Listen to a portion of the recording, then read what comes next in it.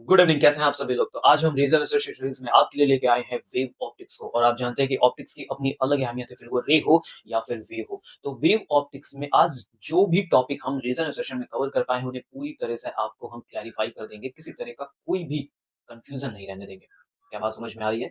Okay. और पिछले जितने भी हमने लेक्चर्स को कवर किया है, आई होप उन सारे लेक्चर्स ने आपको हेल्प किया होगा। जो भी आपके मन में डाउट थे रेजर एसोसिएशन से लेकर, कब करना है, कब नहीं करना है, कब किस ऑप्शन के साथ जाना है, आई होप हम उन्हें भी धीरे-धीरे रिज़ॉल्व कर पा रहे होंगे। देखो, मैं 100% की गारंटी तो नहीं देता, क्योंकि कुछ भी 100% नहीं होता, बट 1%, 2%, 3%, 4% तो होता है। और अगर मैं उतना भी चेंज कर पा रहा हूँ, तो ये मेरे लिए बहुत ही खुशी की बात है, और ये आपके लिए भी उतनी ही खुशी की बात है।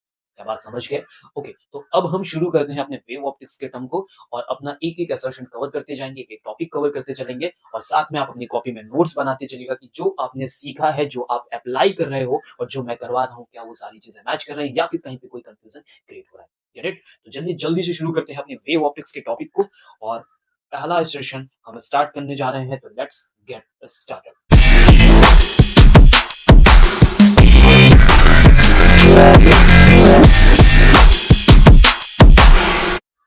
आगे हम अपनी फर्स्ट सेशन पे क्या लिखा है? Thin film such as soap bubble or a thin layer of oil on water show beautiful colors when illuminated by white light। क्या बोला गया है? अगर कोई सोप बबल हो या फिर मेरे पास किसी तरह की कोई ऑयल ड्रॉप हो, जब हम उसे देखते हैं तो हमें उनके ऊपर नंबर ऑफ कलर्स दिखाई देते हैं, उनकी सरफेस पे नंबर ऑफ कलर्स दिखाई देते हैं। एक्चुअली में ऐसा होता क्यों है? तो असर्शन ने अपनी बात तो सही कह दी, और हमने ये देखा, इसलिए असर्शन को अगर मैं एक तरह से कहूँ तो सर ये तो करेक्ट है, असर्शन इज करेक्ट। क्लियर है? अब इसका रीजन क्या हो सकता है, तो समझिएगा रीजन क्या है। जो हमारे सोप बबल है और ऑयल है, ये सब पे जो सरफेस पे हमें कलर्स दिखाई दे रहे होते हैं, ये due to the white light होता है। जो हमारी लाइट होती है, हमें जो नेचुरल लाइट मिलती है सर, वो नेचुरल लाइट कैसे होती है? व्हाइट कलर की होती है। ठीक है? और वो क्या होती है, जब सरफेस पे आती है तो एक फिनोमेना कवर करती है, जिसे हम बोलते हैं इंटरफेरेंस। ठीक है, सुनिए। हम सबने इंटरफेरेंस के बारे में पढ़ के रखा है, क्या पढ़ा कि इंटरफेरेंस में, ठीक है, दो वेव आके सुपरपोज होंगी, जिससे एक नई वेव बनेगी। ऐसी कहानी होती है। और अब जब ये वेव फॉर्म हो रही होती है, तो इसी वेव में हमें कहीं पे मैक्सिमा, कहीं पे मिनिमा, यानी कंस्ट्रक्शन और डिस्ट्रक्शन देखने को मिलते हैं। ठीक है? अब जब कंस्ट्रक्शन और डिस्ट्रक्शन देखने को मिलते हैं, तो एक जगह ब्राइटनेस का टर्म बहुत ज्यादा होता है, एक जगह ब्राइटनेस का टर्म बहुत लो होता है। मतलब इतना कि हम उसे डार्क फ्रिंज बोलते हैं। क्या बात समझ गए? या फिर जैसे फॉर एग्जांपल आपने रेड कलर लिया, तो एक जगह रेड कलर बहुत ज्यादा होगा और एक जगह रेड कलर बिल्कुल नहीं होगा, मतलब जीरो हो जाएगा। लेकिन अगर वहीं पे मैंने व्हाइट कलर की लाइट को यूज कर लिया है, फॉर एग्जांपल अगर मैंने व्हाइट कलर यूज कर लिया है, ऐसी कंडीशन में पता है क्या होने वाला है? ऐसी कंडीशन में जब आपको फ्रिंजेस दिखने को मिलेंगे, तो फिर वो कैसी होंगी? कलरफुल होंगी। क्या बात समझिए? क्लियर? आज जो जरा रीजन पे, क्या रीजन हमारा सपोर्ट कर रहा है? Reason, it happens due to interference of light reflected from upper and lower face of the thin film. बिल्कुल। जब कोई भी लाइट आके अपर सरफेस पे पड़ेगी, और जब अपर सरफेस पे पड़ेगी तो वहां से रिफ्लेक्ट होगी। सेम वैसे जब इनर यानी इनसाइड के सरफेस पे जो लाइट कैप्चर है, वो जब यहाँ से रिफ्लेक्शन के थ्रू तो इंटर करी जाती है वो, और जब वो यहाँ से फिर से रिफ्लेक्टेड होगी, तो ऐसी कंडीशन में देखो दो दो वेव्स आ रही है, सुपरपोज हो रही है, और वो क्या फॉर्म करके दे रही है हमें? Colourful fringes. यहाँ पे रीजन सही है, असर्शन सही है, और अगर दोनों बातें सही होती है तो हम किस ऑप्शन के साथ जाते हैं? ऑप्शन नंबर ए के साथ। Are you getting my points? Okay, तो चलते हैं नेक्स्ट सेशन, पढ़ते हैं अपने नेक्स्ट सेशन को। क्या लिखा था? Emergent plane wave front is tilted on refraction of the plane wave by a thin prism। मैं एक बार फिर से रिपीट कर रहा हूँ। The emergent plane wavefront is tilted on refraction of the plane wave by a thin prism। चलो, क्या कह रहे हैं कि अगर मैंने कोई एक प्रिज्म ले लिया, ठीक है, फॉर एग्जांपल मेरे पास एक थिन प्रिज्म है, ठीक है, और इस पर कोई वेव फ्रंट आ रहा है, फॉर एग्जांपल कोई भी वेव फ्रंट आ रहा है, तो मैं ऐसे लाइट लेके आता हूँ। जनरली हम लोग क्या करते हैं? ऐसे रिफ्लेक्शन शो करते हैं। तो ये क्या आ रहा होगा? एक वेव फ्रंट आ रहा है। अब आपको पता है कि यहाँ से लाइट ऐसे जाने वाली है, यहाँ से ट्रैवल करते हुए जाएगा, ठीक है, स्ट्रेट, और उसके बाद फिर ये। तो अगर मैं यहाँ पे अगला वेव फ्रंट बनाऊं, तो देखो ये वेव फ्रंट पहले के कंपैरिजन में क्या टिल्टेड हो गया? बिल्कुल टिल्टेड हो गया। ठीक है, तो पहली बात तो सर करेक्ट होगी। एंड अब इसके रीजन पे आते हैं, और रीजन में क्या बताया गया उस पर ध्यान देंगे। The speed of light wave is more in glass and the base of the prism is thicker than top.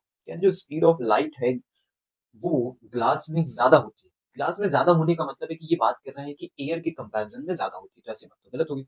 And the base of the prism is thicker than the top, और कह रहे हैं कि जो प्रिज्म का base होता है वो ज्यादा थिकर होता है एज अ टॉप कंपैरिजन में। तो ये बात तो सही है, लेकिन जब होल रीजन की बात आएगी तो फिर वो क्या हो जाएगा? रॉन्ग हो जाएगा। assertion is correct, reason is wrong, and option C is correct। Option को हम पढ़ेंगे, पढ़ा जाए। देखिए, no interference pattern is observed when two coherent sources infinitely close to each other, क्या बोला गया है, कोई इंटरफेरेंस पैटर्न आपको देखने को नहीं मिलेगा अगर जो सोर्सेज हैं वो बहुत ही ज्यादा क्लोज हो गए हैं। तो इसका मतलब क्या हुआ समझते हैं। क्लोज होने का मतलब है कि अगर मैंने दो सोर्सेस लिए, फॉर एग्जाम्पल मेरे पास यहाँ पे कोई दो सोर्सेस हो जाए, एक ये सोर्स मैंने लिया, दूसरा सोर्स मैंने यहाँ पे लिया, और इन्हें मैं इतना क्लोज कर दूं कि सामने जो मुझे पैटर्न्स मिल रहे थे वो ऑब्जर्व ही ना हो। इसका मतलब समझ में आता है, ऑब्जर्व कब नहीं होंगे, तो मैं अगर यहाँ पे फॉर्मूला लिखूं, ऑब्जर्व ना होने का मीनिंग सीधे सीधे है कि जो हमें फ्रिंज विड्थ है ना वो दिखाई ही ना दे। ऐसे करके फ्रिंज विड्थ बनती है हमारी ढेर सारी, है ना, मैक्सिमा मिनिमा मैक्सिमा मिनिमा, ये दिखेगा मतलब इंटरफेरेंस हुआ है। अब ये दिख नहीं रहा, समझो तो क्यों नहीं दिख रहा, जरा इस पे आते हैं। तो अगर मैं यहाँ से फ्रिंज विड्थ लिखूं तो फ्रिंज विड्थ क्या होती है, D lambda by D. What is the d, ये हमारे दो सोर्स के बीच का गैप हो गया। What is the capital D, ये हमारे स्लिट से स्क्रीन के बीच का गैप हो गया। वेवलेंथ जो हम अभी अपने कोहेरेंट सोर्स की यूज कर रहे हैं, हमसे बोला गया है कि ये जो डी का टर्म है ना, उसे क्या कर दो, बहुत ही क्लोज कर दो, लगभग रेस्पेक्ट टू जीरो कर दो। अगर मैं डी के टर्म को जीरो कर देता हूँ, this part gonna be zero, ऐसी कंडीशन में बीटा क्या होगा, वो इन्फिनिटी हो जाएगा। क्या हुआ सर, बीटा क्या हो गया, इन्फिनिटी हो गया। दैट मीन्स कि फ्रिंज विड्थ बनी, लेकिन फ्रिंज विड्थ की विड्थ इतनी ज्यादा है कि कोई दूसरी विड्थ हम नहीं देख पा रहे। फॉर एग्जाम्पल आपके सामने ब्राइट बनी और वो ब्राइट की विड्थ इनफाइनाइटली लॉन्ग है, मतलब इतनी बड़ी वो विड्थ बन गई कि अगला डार्क तुम्हें नहीं दिख रहा। अगर नहीं दिख रहा तो क्या आप ये मानोगे कि इंटरफेरेंस का पैटर्न हुआ? नो। समझ में आ गई बात, तो कोई भी पैटर्न हमें ऑब्जर्व नहीं होगा क्योंकि साइज बहुत ज्यादा हो गया। इसी के जस्ट अपोजिट भी क्वेश्चन होता है कि अगर हम डी जो है उसे इतना ज्यादा कर दें, बहुत ज्यादा कर दें, तब भी क्या हमें पैटर्न्स दिखाई नहीं देंगे। फॉर एग्जाम्पल यहाँ पे तो मैंने इनफाइनाइटली स्मॉल किया, अभी वहां पे इनफाइनाइटली लार्ज कर दो, डी कितना हो जाए, रिस्पेक्ट टू इन्फिनिटी जाना शुरू कर दे। ऐसी कंडीशन में जो बीटा का टर्म है, जो यहाँ पे हमने बीटा बनाया है, ये बीटा पता आपको कितना देने पर लगता है, ये बीटा हमारा जीरो में लगता है। मतलब सारे पैटर्न्स एक दूसरे पे ऐसे करके ओवरलैप कर जाते हैं, और जब वो ओवरलैप कर जाते हैं तो आपको पता नहीं चलता कि कहाँ मैक्सिमा कहाँ मिनिमा, कौन सी डार्क कौन सी ब्राइट। समझिए, तो ये दोनों कंडीशंस में हम इस पैटर्न को ऑब्जर्व नहीं कर पाएंगे। कब, जब डी की वैल्यू लगभग लगभग जीरो हो जाए, या फिर डी की वैल्यू लगभग लगभग कितनी हो जाए, इन्फिनिटी। किस डी की बात कर रहा हूँ, small d. Are you getting my points, very good. अब आते हैं हम अपने रीजन पे। Fringe width is inversely proportional to the distance between the two sources.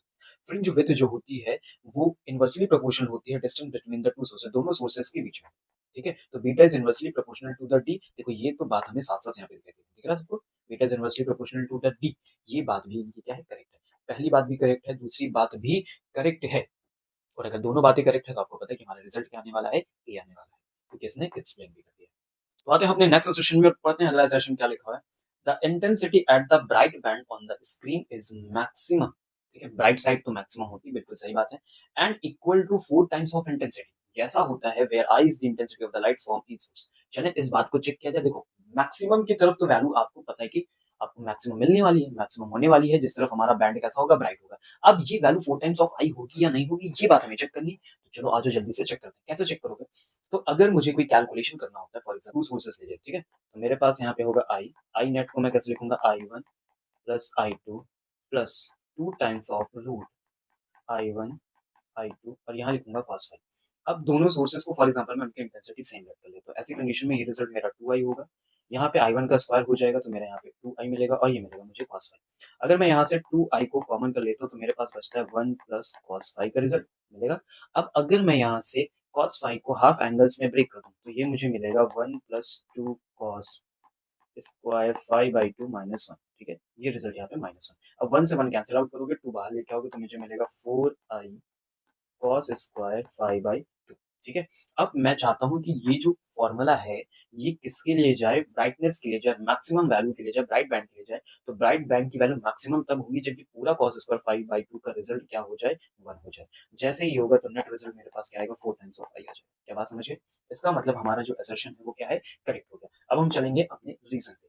क्या, the intensity at the dark band side is always zero most of the time, यानी लगभग zero होती ही होती है, irrespective of the intensity of light waves coming from the two sources, coming from the two sources। ठीक है, अगर मैं बोल रहा हूँ कि मेरी जो इंटेंसिटी है डार्क बैंड की वो क्या हो जाती है, जीरो हो जाती है, और इसके रिस्पेक्ट में इंटेंसिटी जो लाइट वेव्स की वहां से आ रही होती है सोर्सेस के कंपैरिजन, तो ये बात भी मेरी क्या हो जाएगी, करेक्ट हो जाएगी। दोनों बातें आपस में करेक्ट हैं, लेकिन इस बात का अगर मैं एक्सप्लेनेशन की तरफ बढ़ूं कि मुझे इसका जो रिजल्ट है वो क्या मिलना चाहिए, क्या आना चाहिए, ए आना चाहिए या बी आना चाहिए, तो ऐसी कंडीशन में हम इसे बी की तरफ लेकर चलें।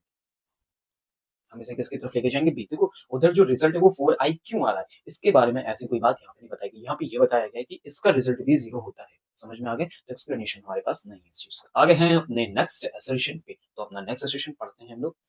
ध्यान से देखिएगा क्या लिखा हुआ है अगला assertion. It is necessary to have two waves of equal intensities to study interference pattern। assertion हमारा कह रहा है कि अगर आपको इंटरफेरेंस पैटर्न पढ़ना है तो ऐसी कंडीशन में I1 must be equal to I2 होना चाहिए। कैसा है, क्या ऐसा जरूरी है अगर मैं दो अलग अलग इंटेंसिटी ले लूं तो क्या इंटरफेरेंस पैटर्न नहीं होगा? बिल्कुल होगा। तो पहला असर्शन सब गलत हो गया। तो फिर सही बात है क्या? सही बात यह है कि जो हमारा फेज डिफरेंस होता है वो होना चाहिए कांस्टेंट, और दूसरी बात जिस सोर्स से हम आ रहे हैं उसकी फ्रीक्वेंसी भी क्या होनी चाहिए, कांस्टेंट। इंटेंसिटी का कांस्टेंट का कोई टर्म हम यूज नहीं करना चाहते, समझना। वो इक्वल अनइक्वल कैसा भी हो चलेगा, चलेगा। समझ में आ रही बात? एक दूसरा हो एक दूसरा हो कोई प्रॉब्लम नहीं, तो फ्रीक्वेंसी अलग अलग नहीं होनी चाहिए, है ना। फेज डिफरेंस अलग अलग नहीं होना चाहिए। समझ में आ रही? एक कांस्टेंट बिहेवियर के साथ फेज डिफरेंस मिले, 2 पाई मिल गया तो 2 पाई होना चाहिए, ठीक है। पाई मिल गया तो पाई ही होना चाहिए। समझ में आ रही बात? ऐसा होना चाहिए। रीजन में आते हैं, तो अभी रीजन में हमारे क्या, there will be an effect on clarity if the waves are in equal intensities. अगर हम अलग अलग इंटेंसिटी को यूज करेंगे तो जो क्लैरिटी है वो हमें शो नहीं होगी। ये बात भी हमारी रॉन्ग है। किस ऑप्शन के साथ जाओगे? डी ऑप्शन के साथ। Gate it? ओके चलो पढ़ते हैं अपने नेक्स्ट सेशन को। क्या लिखा हुआ है? In Young's double slit experiment, in Young's double slit experiment ratio of I maximum और I minimum is infinite. I maximum and I minimum is infinite होता है। इन्फिनिटी का मतलब मीनिंग समझो कि अगर मैं यहाँ पे आई मैक्स ले लूँ और यहाँ पे मैं आई मिनिमम ले लूँ तो मेरा आई मैक्स तो कुछ भी जा सकता है, लेकिन आई मिनिमम की जो वैल्यू है वो कितनी जा सकती है? 0। अगर मैं किसी भी टर्म को 0 से डिवाइड करूंगा तो आपको पता है कि हम इन्फिनिटी पहुंच जाएंगे। तो पहली बात तो sir correct. Get it? Okay. अब हम चलते हैं इसके रीजन पे। If width of any one of slit is slightly increase then this ratio will decrease. क्या कह रहे हैं कि अगर मैं किसी एक स्लिट की विड्थ को इंक्रीज कर दूं तो ऐसी कंडीशन में ये जो रेशियो है वो डिक्रीज कर जाएगा। अभी रेशियो कितना अपने मैक्सिमम पे है और मैक्सिमम रेशियो कितना इन्फिनिटी। तो समझना मेरी बात, ये कैसे होगा? तो क्या आई की कोई डिपेंडेंसी होती? तो अगर मैं आई के लिए डिपेंडेंसी पे जाऊं तो आई की डिपेंडेंसी किसके साथ होती भाई? हमारे विड्थ के साथ होती है। साफ साफ विथ के साथ होती है। और अगर ऐसी कंडीशन में मैंने कुछ भी किया, फॉर एग्जांपल अगर मैंने विथ को इंक्रीज किया, ऐसी कंडीशन में मेरी जो इंटेंसिटी है वो भी क्या करनी चाहिए? इंक्रीज करनी चाहिए, ठीक है। तो आई मैक्सिमम इंक्रीज कर जाए कोई समस्या नहीं है, लेकिन समस्या तब होगी जब हमारा आई मिनिमम भी क्या करेगा? इंक्रीज। अगर आई मिनिमम इंक्रीज कर गया तो ये ग्रेटर देन 0 हो जाएगा। अगर ये रेशियो हमारा 0 से ग्रेटर देन 0 हुआ तो जो रिजल्ट अभी इन्फिनिटी जा रहा था वो इन्फिनिटी से क्या होने लगेगा? लेस होने लगेगा। ऐसी कंडीशन में क्या रेशियो हमारा डिक्रीज हुआ? बिल्कुल डिक्रीज हुआ। तो हमारा रीजन भी सही है, हमारा असर्शन भी क्या है? सही है। क्या बात सबको समझ में आ रही है? तो आगे हम अपने नेक्स्ट असर्शन पे पढ़ते हैं। क्या लिखा हुआ? हमारा नेक्स्ट असर्शन लिखा है इन YDAC number of bright fringes can not B unlimited. In double slit में जो ब्राइट फ्रिंजेस का नंबर होते हैं वो अनलिमिटेड नहीं हो सकते। तो सर हाँ कह दीजिए। पहली बात, ये प्रैक्टिकली वैल्यूज जब हम निकालते हैं तो ऐसे रिजल्ट मिलते हैं, हमें ब्राइट फ्रिंजेस कैलकुलेटेड मिलती है प्रॉपर तरीके से, कोई दिक्कत वाली बात नहीं।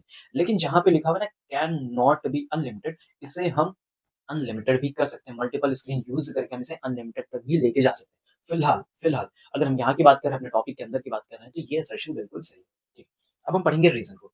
इन Young's double slit path difference between the superposing waves can not be more than the distance between the slit. ये क्या कह रहे हैं? ये कह रहे हैं कि जो पाथ डिफरेंस होता है दो सुपरपोज कर रही वेव्स के बीच में, उसकी वैल्यू स्लिट के गैप से ज्यादा नहीं हो सकता, मतलब स्मॉल डी से ज्यादा नहीं हो सकता है। तो अगर मैं डेल्टा एक्स का स्मॉल डी से रिलेशन लिखना चाहूँ तो मैं लिखूंगा डी साइन थीटा।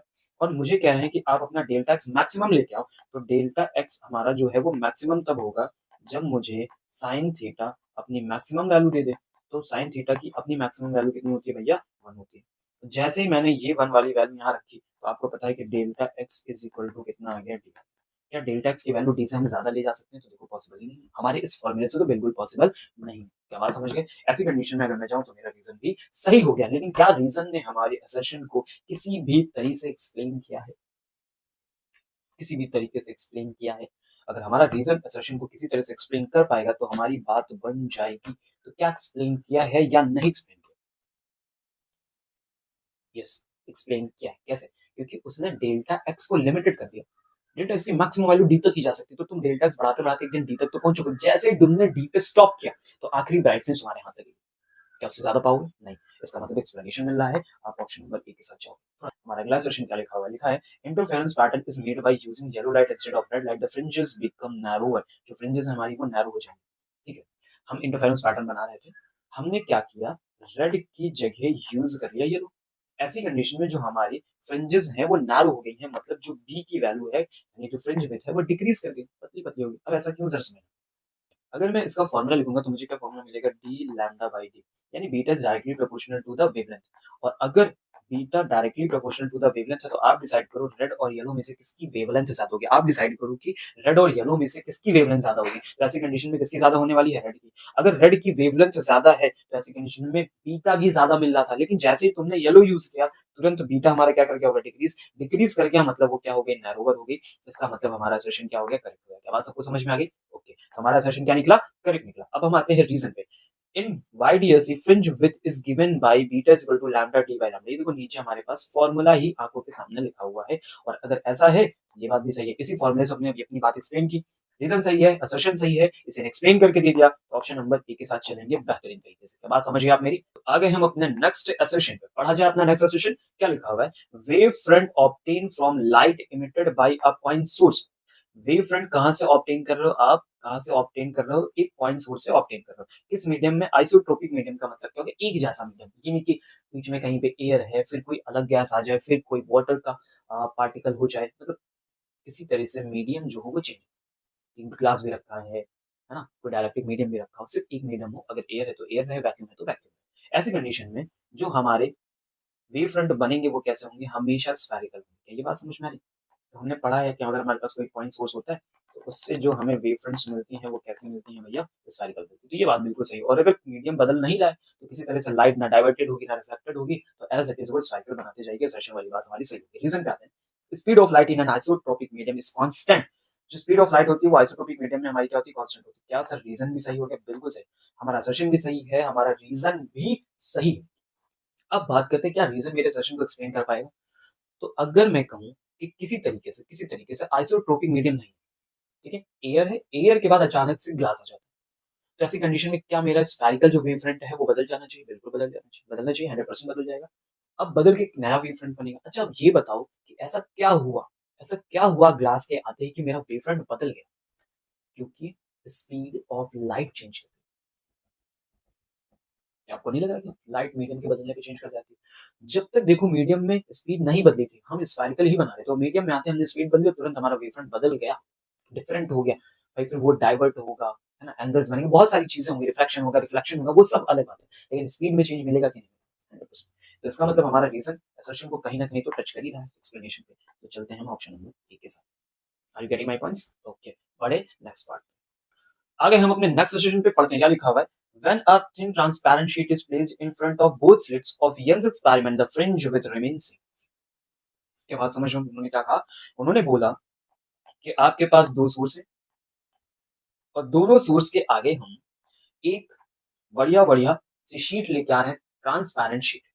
और अगर मैंने ऐसा किया तो जो फ्रिंज विड्थ है वो सेम होनी चाहिए। क्या बी पे कोई फर्क पड़ना चाहिए? नहीं। तो beta is directly proportional to the क्या होता है भाई, लैम्डा होता है।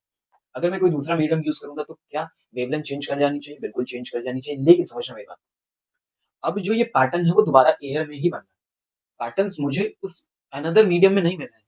अगर मैं सोर्सेस को एयर में रखता और फ्रिंजेस फाइंड आउट करता कहाँ, किसी दूसरे मीडियम के अंदर, तो ऐसी कंडीशन में मेरी वेवलेंथ चेंज हो जाती, वेवलेंथ बदलती तो मेरा बीटा भी चेंज हो जाता। तो यहाँ पे जो आंसर था कि रिमेन सेम, ये बात गलत हो जाती।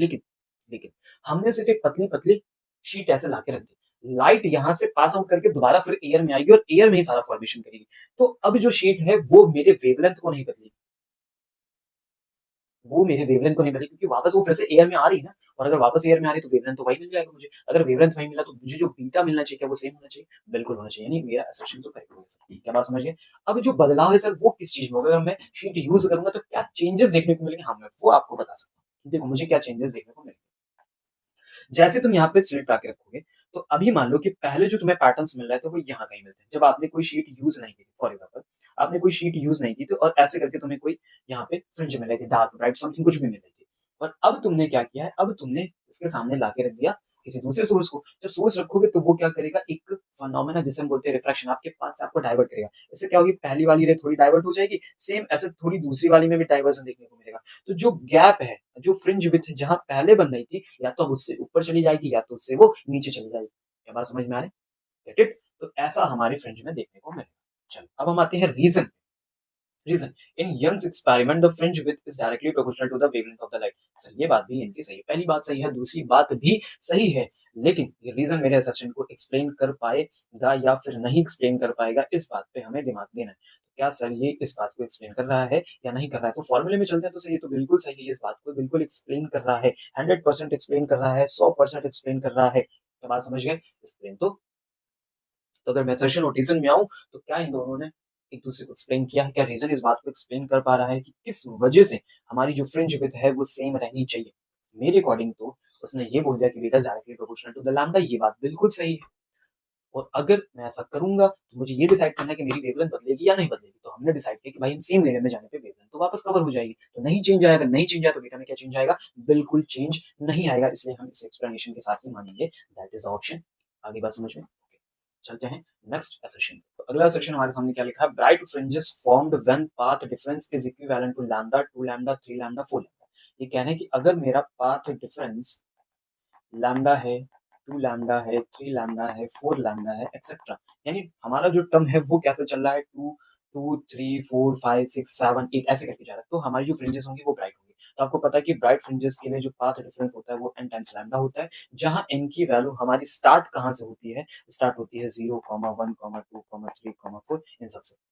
तो क्या लैम्डा टू लैम्डा पर रिजल्ट मिलेगा? 100% मिलेगा, असर्शन हमारा बिल्कुल करेक्ट हो गया। अब हम चलते हैं reason. Part difference is given by n lambda for construction interference, देखो लिखा है n लैम्डा से हमें कंस्ट्रक्शन का इंटरफेरेंस मिलता है, तो सर ये वाली बात भी हमारी सही है। अगर ये दोनों बातें आपस में सही हैं तो राइट फ्रिंजेस तो बननी है, तो एक्सप्लेनेशन सर एक के साथ चलेगा। आगे बात समझ में हमारे सामने आ चुका है, क्या लिखा है?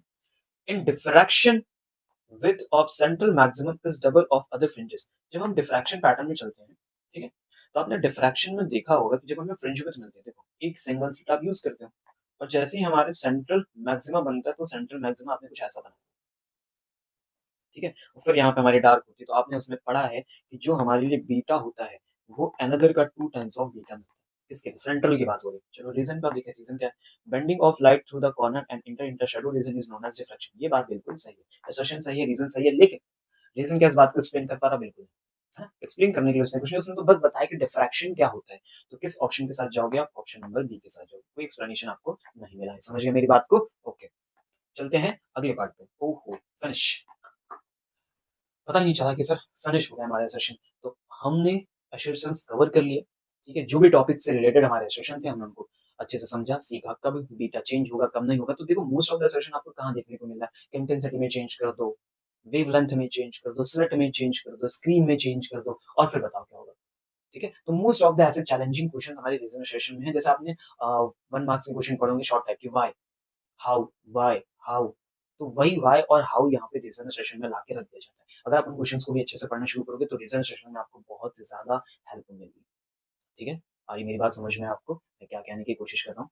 तो जब आप अपना चैप्टर फिनिश करते हो तो चैप्टर फिनिश करने के जस्ट बाद आपने देखा होगा पीछे हमें कुछ क्वेश्चन आंसर्स मिलते हैं, सॉल्व्ड क्वेश्चन आंसर्स मिलते हैं 1 मार्क्स और 2 मार्क्स से रिलेटेड। तो उन्हें पढ़ना बहुत जरूरी है। अगर आप उन्हें पढ़ना शुरू करोगे तो most of the MCQs reasoning session आप कवर करना शुरू करोगे, ये आपको बहुत ज्यादा हेल्प करेगा। ठीक है, तो मिलते हैं अब अपने अगले ऑप्टिक्स में। सबका चाहे था ऑप्टिक्स, रे ऑप्टिक्स में। तो आई थिंक अभी हमने जितना किया है हम उससे ज्यादा क्वेश्चन के साथ आएंगे, क्योंकि वहां पे बहुत ज्यादा वैरायटीज है और हो सकता है कि हम उसके 1 से 2 पार्ट भी कर दें। ठीक है, और अब ये जो वीडियोस मैं आपको 8 बजे दे रहा हूँ, मैं कोशिश करूंगा कि ये वीडियोस आपको शाम को लगभग 6 से 7 के बीच में मिल जाए। क्लियर है? इस बीच में हम थोड़ा सा टाइम को पहले बढ़ा रहे हैं ताकि रीच आप तक ज्यादा अच्छे से पहुंच पाए। मिलते हैं नेक्स्ट वीडियो में, तब तक मस्ती से, जबरदस्ती से, जैसे पढ़ पाए आप पढ़िए, मेहनत करिए, लग के मेहनत करिए, रिजल्ट